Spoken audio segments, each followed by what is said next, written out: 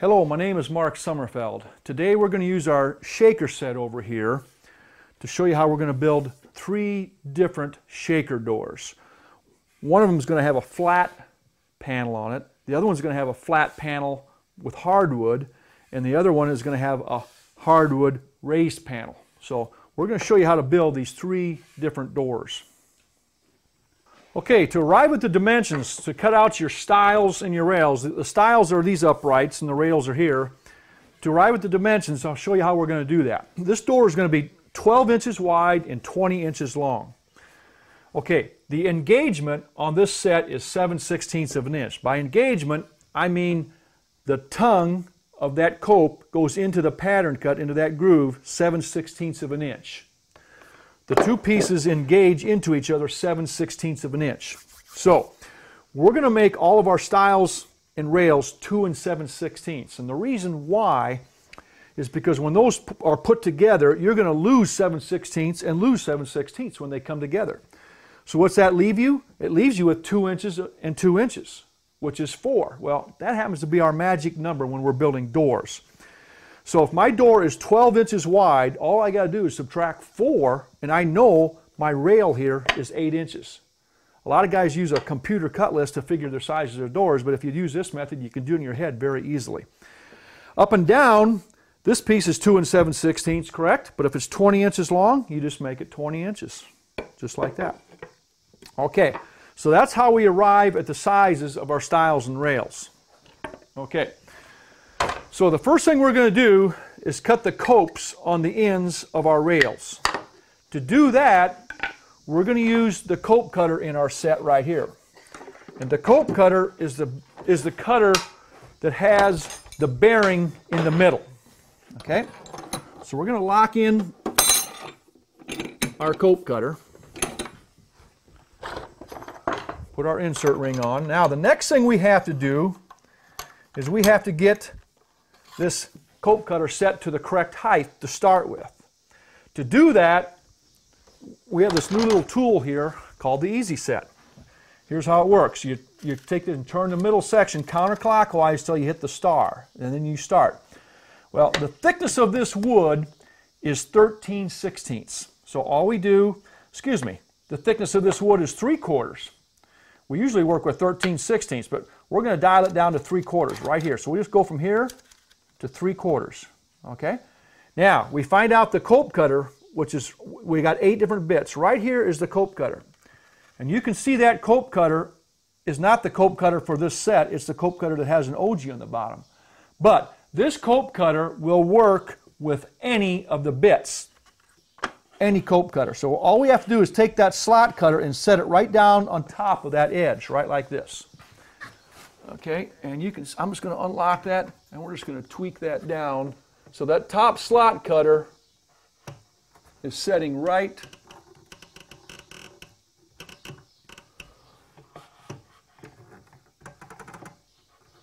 on the edge, right there. Okay, now what we're going to do is lock that in and cut our copes. Our fence comes over to our pivot point, right here.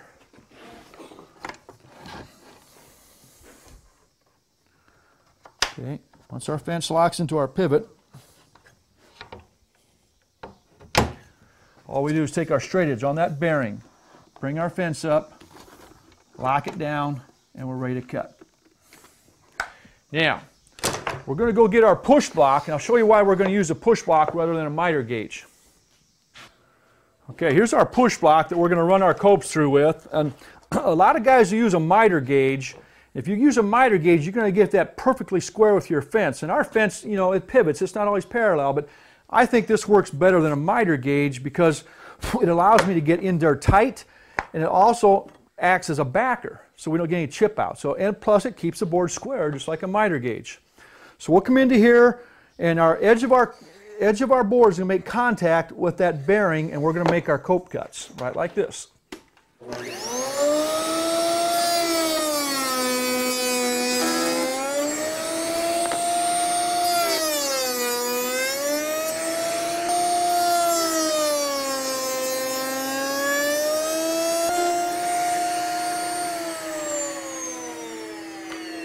Okay, and there's our cope cuts, and you can see we're not getting any chipping going on the back here because we're following right behind with that backer.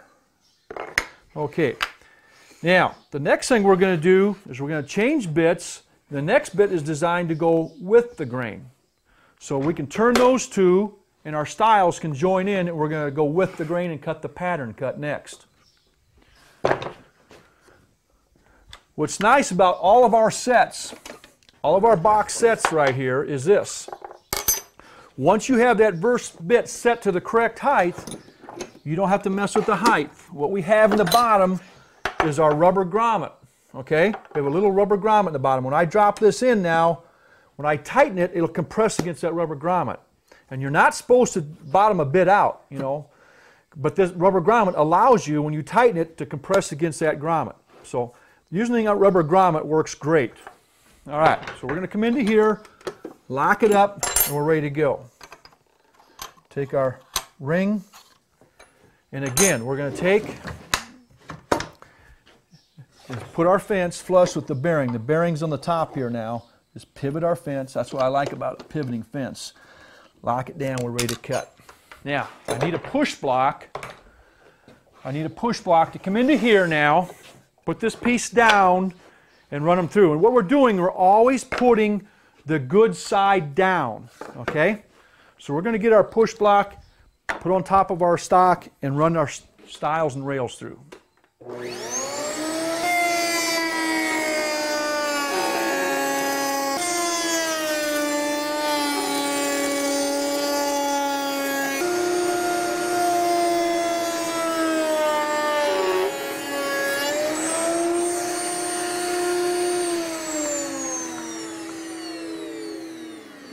Okay, I'm going to stop here before I do the last cut just to show you that when we change those bits, they're perfectly matched, perfectly set, because when I make this cut, that top cutter should be getting rid of part of that tenon. You can see how it just perfectly comes out. You can see where I'm lined up. Watch when this is cut here now.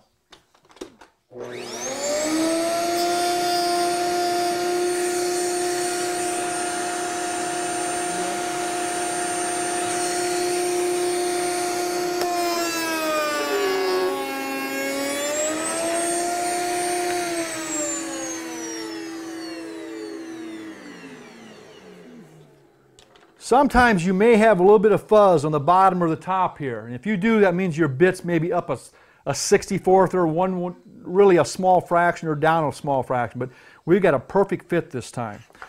So right here, our stiles and rails are going to go together. And you can see, perfectly flush, top and bottom. Okay?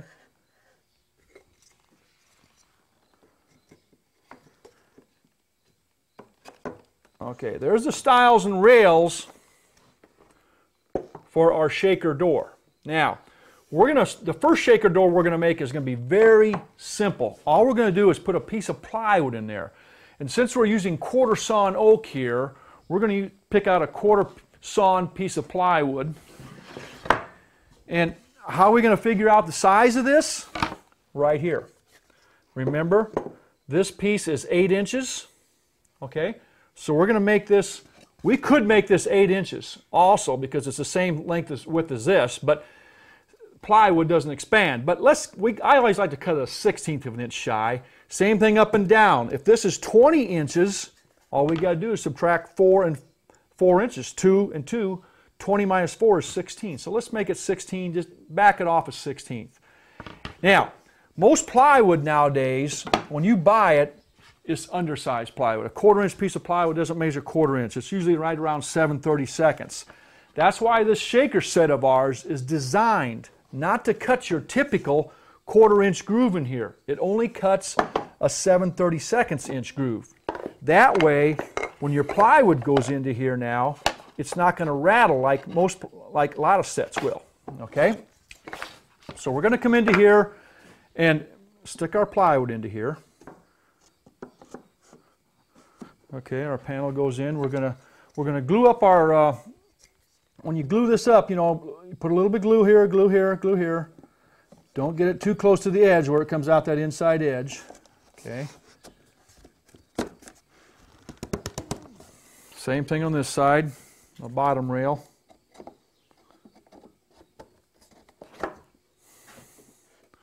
And then our other stile.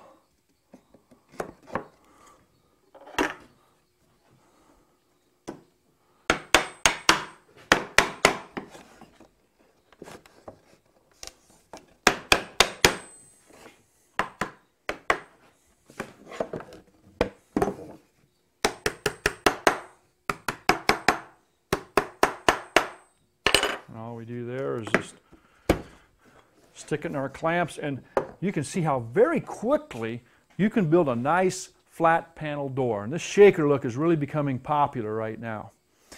Okay, that's one way you can do it, is make a flat panel door using 1/4 inch plywood, which is undersized.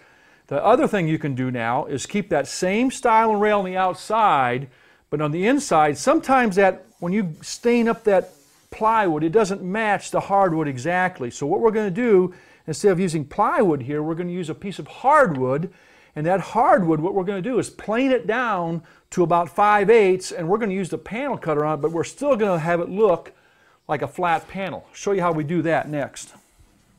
Okay, we took that piece of plywood out of here, that flat panel, that plywood, and we have a piece of actual hardwood here instead, you know, and you can mill it down to 1/2 inch, 5/8, anywhere in between there. Just don't make it 3/4, it's easier to machine. And you want to have as much reveal in the back, you'll see here in a little bit. And the reason you might want to do this, you might have a hard time finding some particular plywoods. If you have some exotic woods, or if you have some quarter sawn, well then just use some hardwood, you know, and it matches a lot better, and it's going to end up looking a lot nicer. So what we're going to do is we're going to take that pattern cut out, and we're going to take, that's the last bit we used, and we're going to put the panel cutter in.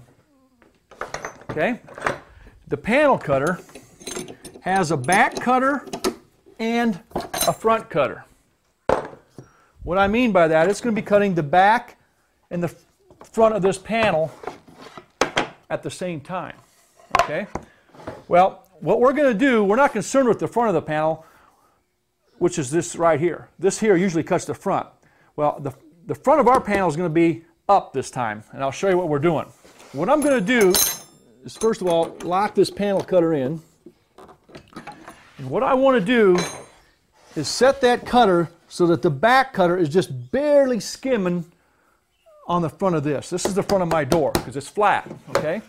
So what I'm going to do is come down here and adjust that right like this. Up. We're going to tweak that up.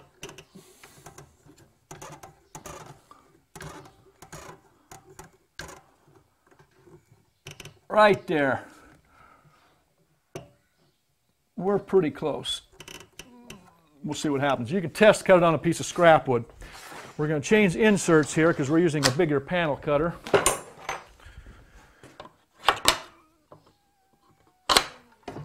Okay, get our stile and rail out of here.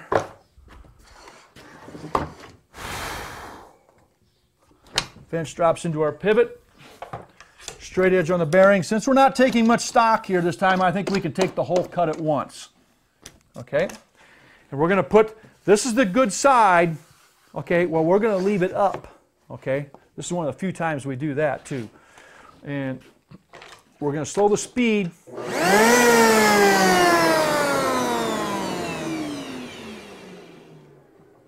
Of our router down because we're using a larger panel cutter.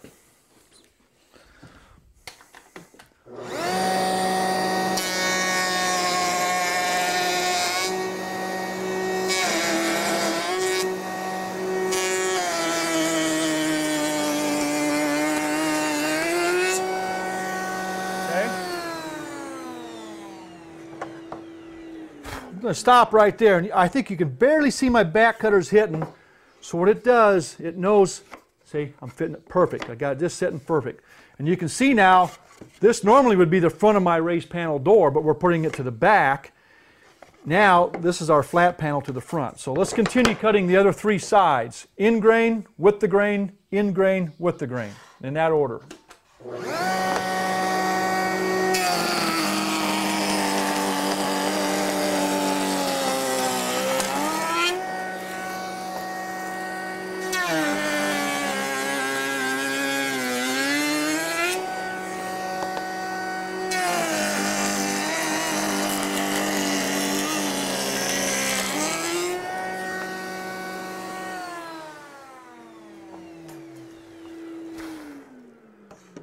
Okay, right there is our panel.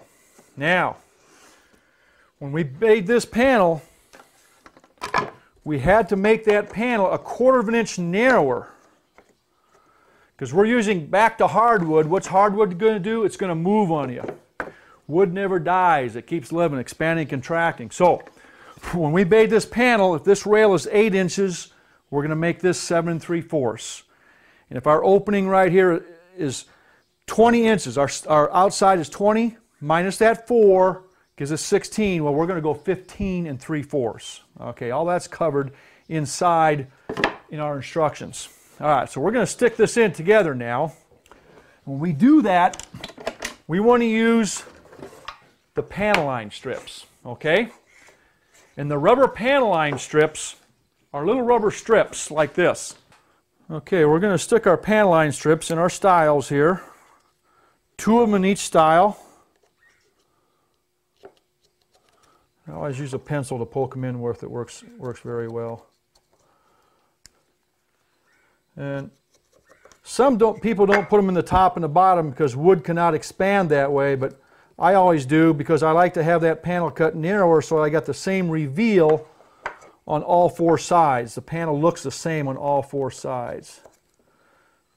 Okay, now we're ready to stick that panel in there. And this is the back side, remember. Now, if you want to see how I got a little bit of a lip here, if you don't want that lip showing on the back of your door, you can take and plane that down more yet. But we're going to put this as the front of our panel. The flat part is the front of our door.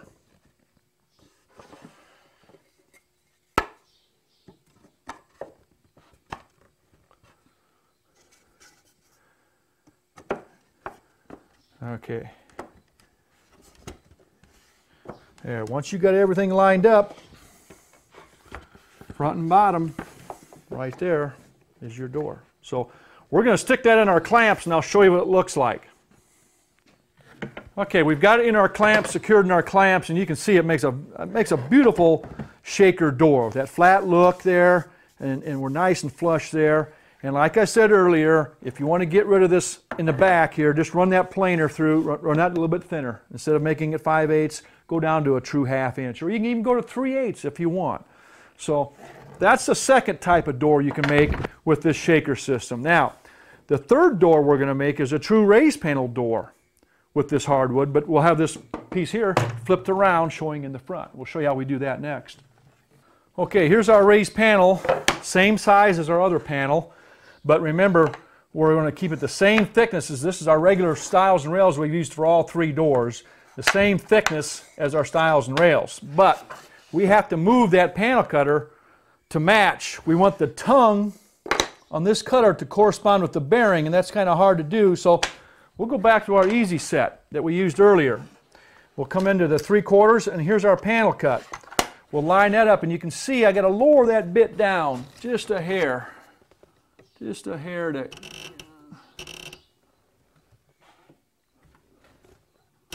right there. We should be setting pretty close. Okay? Lock that in, and we're ready to start cutting the true raised panel. Now, this raised panel cutter, remember, our grooves are not 1/4 of an inch, they're 7/16. Well, this raised panel cutter also has a 7/16 inch spacing between the back cutter and the front cutter, so we're not getting a true 1/4 inch here, we're getting 7/16. So, we're going to come into here, flush with our bearing, but since we're making a full cut now, we're going to come out here and take it in 2 passes. The good side is always down, and again, in grain, with the grain, in grain, with the grain.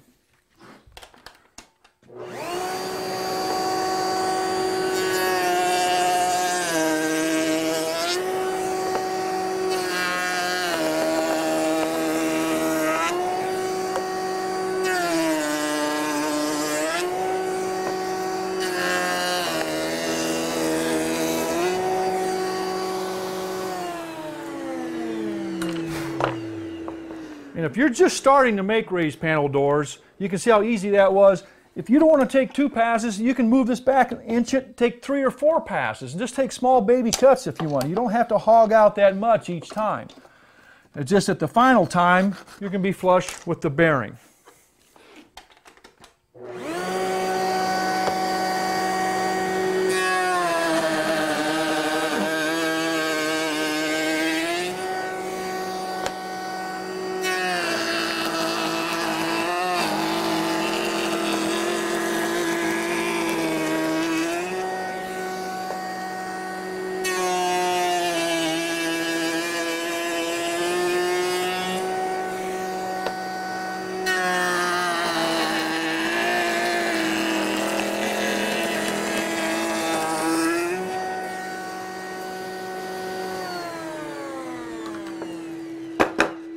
Right there is my raised panel. Gives you a little 22.5-degree bevel.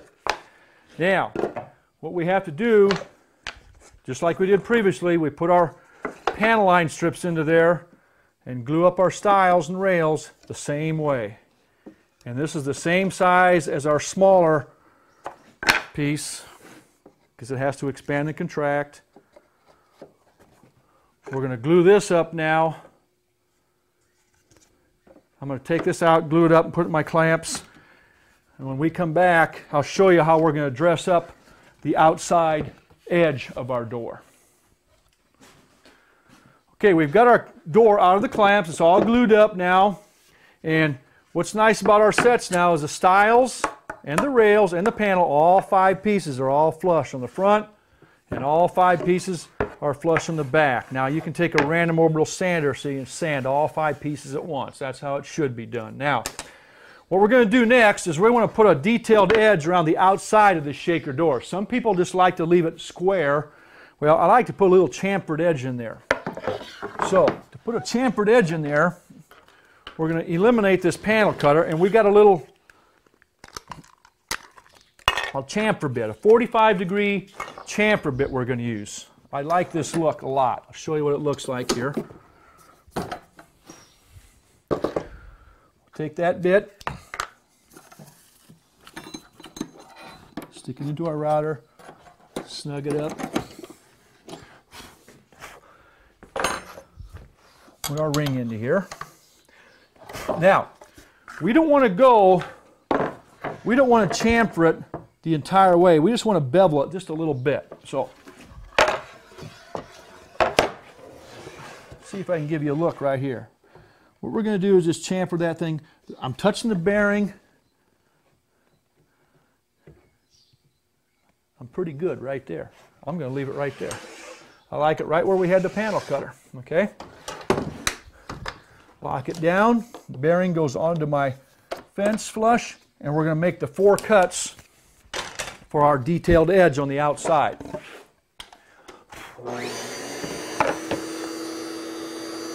Since we have a smaller bit in there, we can turn the speed up a little bit.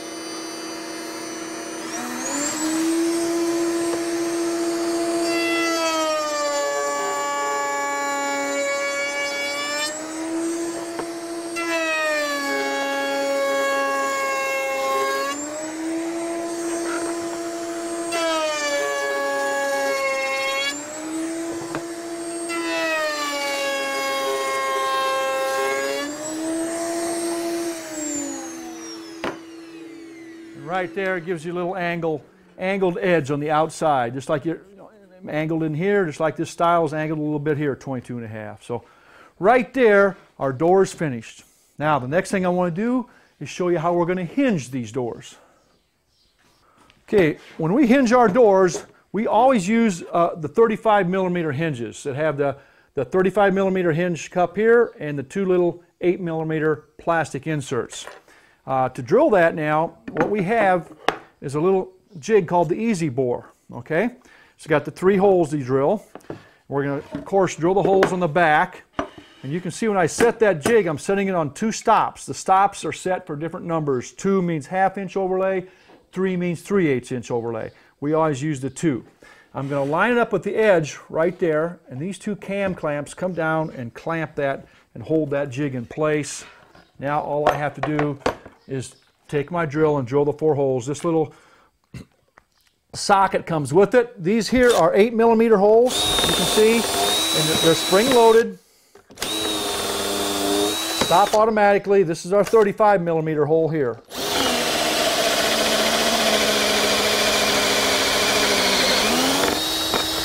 And we want to drill that. You can set that for different depths. I like to set ours for 7/16 because 7/16 is the depth of our hinges. I'll show you in a little bit.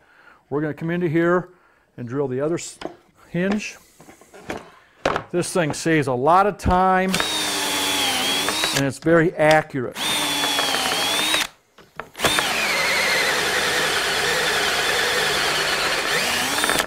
That quickly, I just drilled the holes for a door and they're placed right where I want them.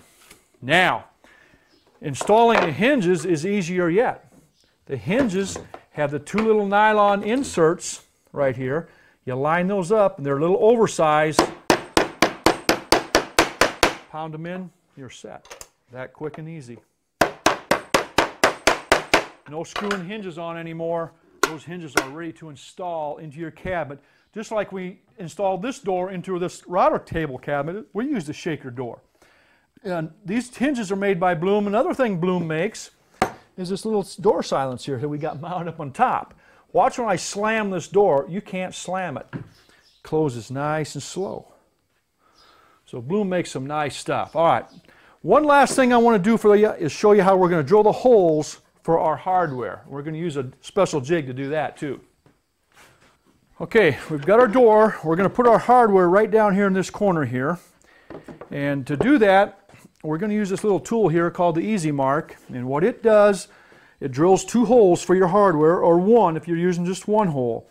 When these holes are set all the way in, it's for 3-inch spacing and you can adjudge accordingly. All right, we're going to use a 3-inch center hole.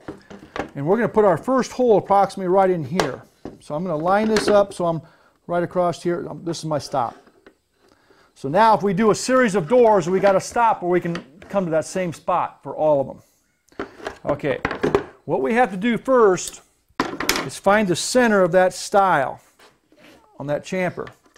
I got 2 inches here, so I'm going to come in 1 inch to the center, which should be about right there, and put a dot. Right there's the center. Now I always like to put my handles so I'm right across from my raised panel. That's where the start of my bottom screw is. So we're going to line that up, look down through this hole, and see if we can locate that right there. We're looking down, we're looking right down at it. I'm going to lock that in. That's set. Okay, this jig comes with, and you can see how we're set on the back here. There's our stop right there. We're hitting that stop there. We're accurate on all of our doors. Comes with a 6-inch aircraft drill. Drill the 2 holes.